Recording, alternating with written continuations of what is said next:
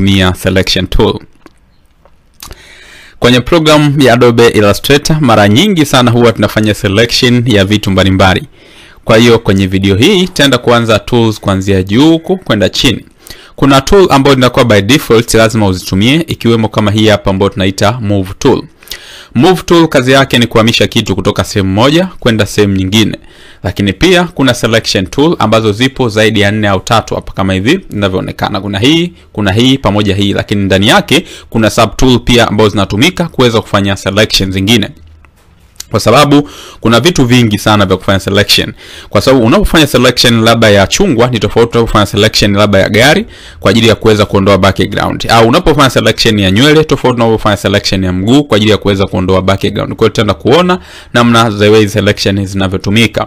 Kwa hiyo hii hapa ni move tool ambayo ukija hapa chini hapa pembeni kuna kama mshale hivi unaangalia chini kwenye kila tool huu hapa. Baadhi ya tool ambazo zinakuwa zaidi ya moja, lakini kwa hapa nadhani ni zote zipo hivyo. Kwa hiyo huu mshale click hivi huwa itatokea right click kisha right click itatokea pop up nyingine ambayo ina tools zingine ndani yake kama hivi zinavyoonekana. Kwa hiyo sisi tutaenda kuangalia hii hapa ambayo ni selection tool ambayo ndani yake ni rectangle marquee tool ambayo ndani yake na elliptical marquee tool, single row marquee tool pamoja na single column marquee tool. Tunapozungumzia rectangular marquee tool ni tool ambayo inaweza kufanya selection ya kawaida. Kwa mfano kama hapa, kabla ya kuendelea ngoja nikukumbusheni kitu kimoja. Programu ya Adobe Photoshop ili mradi uweze kuitumia vizuri, lazima uhakikishe kwamba unaitumia katika non destructive way, yani bila kuharibu kitu ambacho umekiweka au msingi wa kitu ulichokiweka. Na kuweza kuhakikisha hilo, lazima uhakikishe unazingatia kitu tunachoita layout. Ukiwa umetengeneza canvas yako itajiandika background layer, lakini hapa unaweza kuja ukaselect huku chini kuna sehemu ya kudelete. Kama umeweka layer na uitaki, basi unaweza kuidelete kwa kutumia hii delete icon. Hapa kuna new layer. Una layers ambapo kwa ajili ya kutengeneza new layer. Lakini pia hapa ukija kuna sehemu ambapo tunasema kwamba create new group. Kama unataka kitu kigroup una select hapa. Lakini hapa kuna kitu tunaita new layer au adjustment layer. Adjustment layer hizi hapa tutaenda kuangalia huko kwenye advanced kadri tunavyoenda mbele, kwa sababu ni za msingi na ni vizuri kuzijua. Na hapa kuna kitu tunaita mask. Layer mask ni kitu cha msingi sana. Moja ya vitu vikubwa sana kwenye programu ya Adobe Photoshop ni layer mask pamoja na adjustment layer. Hizi ni layer ambazo zinakufanya usiweze kuharibu kitu chako wakati unakifanya designing. Kwa mfano, umeweka picha unataka uitumie, lazima uhakikishe kwamba unafanya adjustment layer au layer mask kama utasahau kutengeneza layer mpya. Lakini kwa hapa tutaenda hatua ya kwanza kutengeneza layer mpya, ambapo utakuja hapo select na itajitengeneza layer mpya ambayo ipo empty kama hivi. Ambapo ukiwa umeselected kama hivi unaweza kuselect kitu chochote. Kwa mfano njoo hapa, hii hapa tunaita brush tool. Ukiklik brush tool, right click, kuna option nyingine nyingi kama hapa brush tool, pencil tool, color replacement tool, lakini pia kuna mixer brush tool kama hivi inavyoonekana. Ukija kwenye brush tool kama hivi una namna ya kuweza kuongeza brush. Unaweza kuja hapa ukaongeza brush yako kama hivi, ukaongeza size ya brush ikawa kubwa kama hii hapa, na kisha ukaiona kama hivi na ukaja ukafanya kama hivi inavyoonekana. Lakini pia hapa una option ya kuweza kuselect brush yako iwe vipi. Labda nataka hardness kama hivi iwe kubwa zaidi, unaweza kuselect kama hivyo, na ukifanya hivi sasa hivi itakuwa katika muundo kama huu. Hivyo vyote tutaenda kuangalia huko mbele. Kwa hiyo ukija kwenye move tool unaweza kuishika kama hii hapa na kisha ukamove hizi zote kama hivi zinavyoonekana, na ukaweza kuzimove kutoka sehemu moja kupeleka sehemu nyingine kama hivi inavyoonekana. Lakini pia hapa kwenye selection tutaenda kuangalia zaidi tunavyotumia. Hapa kuna kitu automatic select group or layer by clicking one visible pixel. Hii hapa ukiweka off kama hivi, kwa hiyo hapa hizi hapa zinaenda zote kwa sababu zipo kwenye layer moja ambayo tumeitengeneza kama hii. Kwa hiyo tungetaka kwamba hii huko ya chini na hii ziwe tofauti, basi tungeziweka kwenye layer mbili tofauti. Kama hapa unaona group, hapa unaweza kuselect hapo power on kama hivyo, kwa sababu inasaidia, kwa kuwa ndio maana wameweka automatic, inaweza kukusaidia baadaye katika kufanya selection vyako au kuselect group mzima ya kitu ambacho unataka kukihamisha kutoka sehemu moja kwenda sehemu nyingine. Hatua inayofuata, ukishafanya hivi kumbuka kwamba itakusaidia kwa nini, kwa sababu kama hapa labda tu delete ile yetu, unaweza kuselect ukabonyeza tu backspace kuweza kuifuta, kubonyeza delete uweza kuifuta, au unaweza kuselect na ukadrag ukaja kuileta kama hapa na kisha ukawa umeifuta kama hivi. Kwa mfano kama hapa ukija kwenye brush na kisha ukachorea sehemu kama hii, iko kitu ukienda kwenye move tool inakuwa hauwezi kumove kama hivi. Ukitaka kumove itakwambia hapa kwamba lazima uconvert to normal layer. Hii hapo kwa kuwa imekuwa locked. Kwa ukitaka convert kwenda kwenye normal layer, una click hapa kwenye icon ya lock, una click. Sasa hivi inakuwa layer yako ni ya kawaida na unaweza kumove hii layer mzima kama hivyo inavyoonekana, na kitu ambacho sio kizuri. Utabonyeza Control Z kurudi nyuma. Kama upo mbele zaidi, bonyeza Control Z kuweza kurudi nyuma na utakuwa same kama hii hapa, utarudi kule kule ambako ulitoka. Kwa hiyo Control Z itakuwa inaondoka kama hivyo inavyoonekana. Usichanganyikiwe, utazoea kadri tunavyoenda mbele kwa kuwa hapa ni mwanzoni. Sasa twende tukaangalia selection tool yetu ambayo tunaianza, ambayo ni rectangle mark tool ya. Ukiselect kisha Control Z kurudi nyuma, njoo tengeneza layer yako mpya kama hivi. Tengeneza layer mpya kama hivyo. Kisha select hapa, fanya hivi. Unaweza kuselect umbo lako kama hivi linavyoonekana. Hapa huku juu kuna option bar. Hapo kwenye option bar kuna hii new selection, add to selection, subtract from selection, intersect with selection, feather, style pamoja na huku layer mask huku. Na select and mask. Ukiwa umeselect kama hivi, kumbuka hapa baada ya kufanya selection, eneo hili la katikati ndio lipo active. Eneo hili la pembeni halipo active. Ukitaka ukitaka kabla ya kwenda huko, tutaenda kuangalia baadaye. Baada ya hapo, ngoja tuangalie kwanza hizi hapa option huku namna zinazofanya kazi. Hii ni add selection, new selection, ambapo hapa nikija kuselect kama hivi, selection hili ya kwanza itaondoka, itakuja new selection kama hivi. Nikija hapa the same, itakuwa selection mpya, ile ya kwanza itaondoka. Labda nitengeneze selection kama hii. Nikija hapa kwenye add selection, nikiklik kama hivi, itakuwa in add selection, lakini sio hapo. Bonyeza Control Z kurudi nyuma kwa ajili ya kuikuta selection hii ya kwanza. Kwa hiyo ukibonyeza shift na kisha ukaja kuselect kama hivi, utakuwa una add selection automatic hapa kama hivi inavyoonekana. Kama hapa ukija shift tena ukibonyeza ukaselect kama hivi ukadrag, itakuwa inajitengeneza, shape yako inakuwa added au inaongezeka kwenye shape husika ambayo ipo. Lakini pia kuna hii hapa ya pili inaitwa subtract. Subtract ni kutoa kitu ambacho ukihitaji. Kwa mfano, kama hapa nikija nikiselect kama hivi hapa, hiki kipengele ambacho kipo selected huko kitaondoka, kitabakia kipengele hiki. Naweza kuja hapa tena nikaselect namna hii, hiki kipengele kitaondoka, kitabakia hiki huko juu. Pia kuna hii hapa kipengele tunaita intersect. Intersect ni kama mwingiliano. Nadhani kule kwenye mafunzo ya Adobe Illustrator kuhusu Pathfinder mnakumbuka kwamba vitu vya pembeni baada ya kufanya selection, vitu vya pembeni vitaondoka na cha katikati kitabaki. Kwa mfano kama hapa nikiselect namna hii, hiko cha katikati kitabaki na vya pembeni vitaondoka kama hivyo. Unaona hiki kimebaki, vya pembeni vimeondoka. Nikifanya hivi tena, hivi ya juu vitaondoka na kitabaki hiki cha katikati kama hivyo inavyoonekana. Ikiwa umeshafanya selection zako nyingi kama humu, na selection huwa zinabaki hata kama umeenda kwenye sehemu nyingine. Kuondoa selection unabonyeza Control D. Kwa selection zote ambazo zipo hapo zinaondoka. Kumbuka huko usisahau kutengeneza new layer. Baada ya hapo tutaenda kwenye hatua inayofuata. Ukiwa umeselect kama hivi, ile eneo nilisema ndio lipo active. Nikija kwenye type brush tool kama hapa, na kisha brush tool yangu naweza kuipunguza hapa na kuselect iwe hata labda 147 au iwe hata 180 iwe hata 97 kama hivi. Kisha nikija kuweka rangi kama hivi, hii rangi huku kama hapa nikifanya kama hivi haitoweza kupaka. Kwa nini? Kwa sababu huku kupo inactive kufanya kazi. Ili eneo la katikati ndio lipo active na linalofanya kazi. Kwa hiyo hapa nikija nikiselect kama hivi, katikati inapaka rangi. Hata nikiselect kama hapa nikidrag, ikifika hapa tu inajikata, huku inakuwa haifiki tena. Inakuwa katika muundo kama huo. Nitabonyeza Control Z kuweza kurudi nyuma kuondoa hizi selection ambazo nimefanya. Kama umeenda zaidi ya hatua moja, kwa mfano kama hapa Control Z nikaiondoa mpaka hii na nataka nirudi tena kwenye selection yangu, na bonyeza Shift Control Z kwamba unaenda mbele hatua moja moja. Kwa hiyo kama hapa nikibonyeza Shift Control Z nikabonyeza itarudia. Ukibonyeza tena Z, yani control shift na control unazishikia, Z unaenda unaibonyeza kama hivyo, unarudisha vyote ambavyo vilikuwepo mwanzo. Ukibonyeza control Z kurudi nyuma zinaondoka moja moja hivyo. Control Z, shift control Z unarudisha ile selection yako.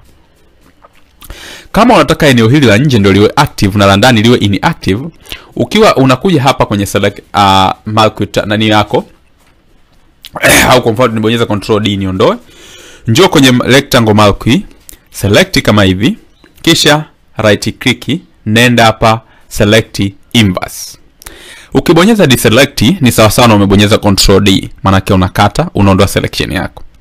Nikitengeneza selection yangu tena, nika right click, nikaenda select inverse kama hivi. Kwa hiyo sasa hivi kutakuongezeka hii selection huko juu kama hii hapa ambayo inaonekana. Hii inachomaanisha eneo la pembeni hili ndio lipo active, hapa katikati lipo inactive. Kwa hiyo hapa nikija nika right click, nikaenda nikija hapa labda nataka niweke rangi. Kwa mfano kama hapa nije kwenye ile brush tool yangu, kisha nikija kufanya kama hivi, eneo hili ndio litakuwa active, hapa katikati panakuwa inactive, hapa fanyi kazi tena. Kwa hivi ndivyo inavyokuwa. Tutaelewana taratibu. Hatua nyingine tofauti na hiyo, tutakuja kwenye kitu kingine ambacho ni cha msingi sana pia kuweza kukijua.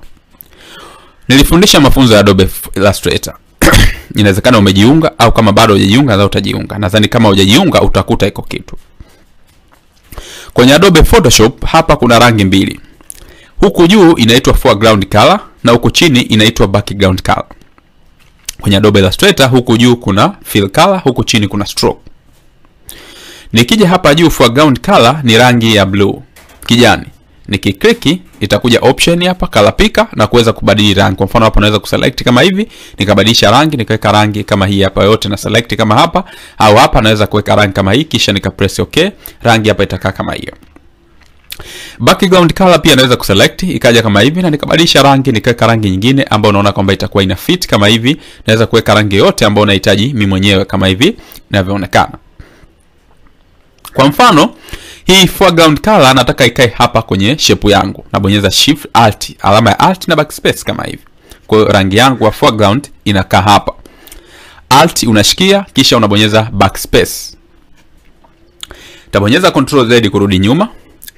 Lakini kama nataka hii background color ndio ikae hapa ambayo ni rangi kama ya kijani, nitabonyeza control, nitashikia kisha nitabonyeza backspace, rangi yangu itakuja kukaa kama hivi inavyoonekana. Ni simple tu. Nitabonyeza control Z kurudi nyuma kisha nitabonyeza control D kuweza kuondoa hiyo selection yangu. Nitakuja kwenye option nyingine. Ukiwa kwenye hii nani yako hapa kwenye hii hapa rectangle marquee tool yako, kisha ukachora kama hivi. Baada ya kuchora, kumbuka huku bado nipo kwenye ile yangu hii hapa ambayo nimetengeneza. Usichore kwenye background, kwa sababu ukichora kwenye background itakuwa hauna option ya kuweza kuedit baadaye. Nikisha chora kama hivi inavyoonekana, kisha nitakuja hapa kwenye hapa kuna feather. Hii feather ngoja nirudi nyuma kwanza, control Z au nibonyeze control D kuweza kuondoa selection. Feather nitaongeza hapa, nitafikisha hadi 50 kama hivi. Kisha nitakuja kuchora shape yangu kama hivi. Nikiacha shape yangu huku pembeni itakuwa kama hivi ilivyokatwa namna hii, ndio feather, kwa sababu hapa feather tumeweka 50. Nikija kuselect feather nikaweka 0, nikichora kama hapa shape yangu itakuwa kama hivi humu ikiwa na ncha kali kama hivi. Huko niambia warning, no pixels are more than 50 selected, selection edge will not be visible, press okay. Itairudisha hii hapa. Kisha hapa nikiweka rangi itakuwa na feather. Kwa hiyo nitabonyeza alt na backspace kwa ajili ya kuweka rangi. Unaona rangi yetu tumeweka huku pembeni feather, ndio tunasema kwamba ni ile ya rangi ya kuwa kwamba inatoka yani hali ya kwenda kama inakuwa inafifia. Kama hivi inavyoonekana. Kwamba huko rangi imekoza lakini kadri unavyoondoka pembeni inazidi kufifia kwa ajili ya kutengeneza shape kama hiyo. Nikibonyeza control D itakuwa na muonekano kama huu hapa, unaonekana hapa. Nitabonyeza control Z kurudi nyuma kama hivi na kisha nitabonyeza control D kuweza kuondoa hiyo section yangu. Lakini pia unaweza kuja ukaselect kama hivi shape yako, lakini hapo ukiselect ukija kuongeza feather hapa kwa mfano 50 inakuwa haifanyi kazi tena hapa kama hivi inavyoonekana. Nitabonyeza control D na hapa feather yangu nitaiweka 0 kama hivi. Nitakuja kuchora shape yangu kama hivi na kisha unaweza kuongezea feather hapa hii hapa.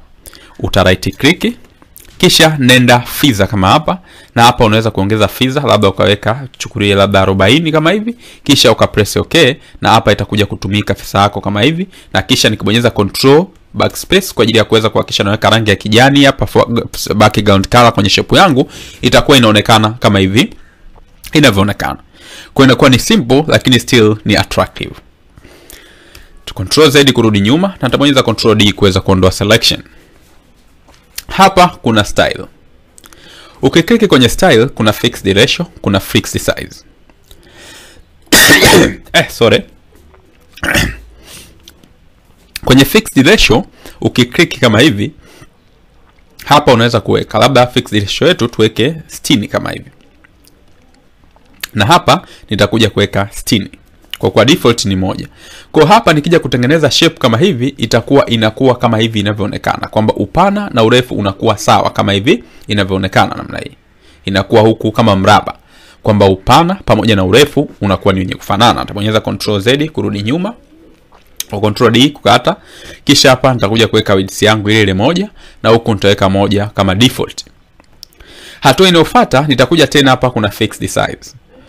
Ukiklik fixed size hapa, kwa mfano kuna 64 width, na hapa ni pixels width na 64 height width, yani urefu ni 64 na upana ni 64. Kisha ukija kuklik tu kama hivi, shape yako itatengenezwa kama hivi inavyoonekana. Bonyeza control D kuondoa selection. Ukija kuongeza hapa labda ukaweka 0 huku na huku ukaselect ukaweka 0, kisha ukaja kuselect kama hivi, itatengeneza shape yako. Una click tu mara moja tu kama hivi, inatengeneza shape yako kama hivi inavyoonekana. Bonyeza control D kuweza kuondoa selection zangu kama hivi, na hapa nitaacha vile vile 64, na hapa nitakuja kuacha 64 kama hivi inavyoonekana. Hivi ndivyo tunavyoweza kutumia select and mask. Hii hapa tutaenda kuiangalia baadaye katika intermediate au advanced, kwa kuwa hapa si sehemu yako kuitumia kwa sababu bado mapema sana. Baada ya hapo nitakuja kwenye kitu kingine ambacho ni kizuri na cha msingi sana. Twende tukaone practice namna tunavyoweza kufanya. Ukiright click kwenye rectangle marquee tool kuna elliptical marquee, ambayo hii hapa ni shape ya duara. Kwa mfano kama hivi ukiselect unaweza kutengeneza duara kama hili hapa ambayo linaonekana. Hapa unaweza kuselect kama hivi ukaright click na ukaongeza feather whatever wewe mwenyewe unavyotaka. Control D. Sasa twende nikakuoneshe namna tunavyoweza kuingiza niingize picha. Katika video inayofuata nitaenda kufundisha namna ya kuweza kuingiza picha, namna ya kuweza kucreate document ndio tayari, pamoja na kusave. Kwa nitaenda kuonesha. Nitaweka video simple fupi lakini iwe na vitu vya msingi, kwa hii hapa itakuwa ndefu sana tukiongeza hivyo vitu. Nitaenda kwenye file, kisha nitaenda kwenye open ambapo ni hapa. Na nitaenda kuingiza picha. Nitaenda kwenye desktop, kisha nitakuja kwenye nani yangu ambayo ina picha. Nitaangalia hii hapa desktop image. Nitaenda kuangalia picha ambayo nahitaji kuzitumia. Kwa mfano kama hapa naweza kuselect na nikaangalia picha ambayo naona kwamba itakuwa inafaa. Naweza kuselect picha kama hizi. Hii picha unaweza kudownload pngwing.com. Lakini pia unaweza unaweza kudownload wapi? Splash.com au pixabay.com. Nitaenda kuandikieni kwenye video inayofuata vyote. Kisha nita click open. Hii picha itakuja kukaa sehemu yake kama hivi inavyoonekana kwenye canvas yake. Haitokaa huku kama inavyoonekana. Ukitaka ikae hapa kwenye document, nitaenda kuonesheni vyote kwenye video inayofuata. Ukishafika hapa, kwa mfano nitakuja hapa kutengeneza shape kama hivi. Nitakuja kwenye shape yangu ya duara ile kama hii hapa ambayo elliptical kama hii hapa, nita select kama hivi. Kisha nitakuja kwenye move tool na control Z control D kuweza kudeselect shape mpya kama hivi inavyoonekana. Kisha njoo kwenye shape yako, select hapo, tengeneza kitu kama hiki hapa kikiwa namna hii. Unaweza kuja kwenye selection tool na ukaweza cannot move selection because selected area is empty. Ipo empty hivi. Kwa hiyo hapa baada ya hapo unaweza kuja right click. Control Z kurudi nyuma. Kuna kitu hapo nimenini. Select kwanza hapa kama hivi. Select kama hapa hivi namna hii. Kisha hii njoo kwenye selection. Hapa ukitoa kama hivi inakuwa umekata. Kwa hiyo haiwezi kunini. Sasa hapa njoo kutengeneza selection. Ngoja kuna kitu hapo nikuwekee sawa. Tengeneza selection yako kama hivi inavyoonekana hivi. Weka tu kama hivi kwa kuwa ni sample. Kisha njoo tengeneza layer mpya kama hivi. Njoo hapa kwa nani yako hii hapa, hii right click, kisha nenda select inverse kama hivi. Tunataka huku pembeni ndio ku active. Baada ya hapo nitakuja tena nita right click, nitaenda feather na nitaweka feather yangu labda niweke 200 kama hivi inavyoonekana. Kwa sababu hii hapa so 200 ni kubwa, ngoja tuweke 150 kama hivi, kisha nita press okay. Baada ya hapo nitakuja kuchange foreground color na nitaweka rangi labda nyekundu kama hivi, kisha nitabonyeza alt backspace kwa rangi yangu hapa itakuwa kama hivi inavyoonekana. Nikibonyeza control D itakuwa namna hii kama hapa inavyoonekana. Lakini pia control Z kurudi nyuma. Unaweza kuselect huku kwenye layer hii, kisha ukabonyeza alt backspace ukaweka rangi kwenye layer hii na sio layer hii hapa. Ili hapa ID layer yako inabakia ikiwa active na inafanya kazi kama kawaida. Control Z kurudi nyuma.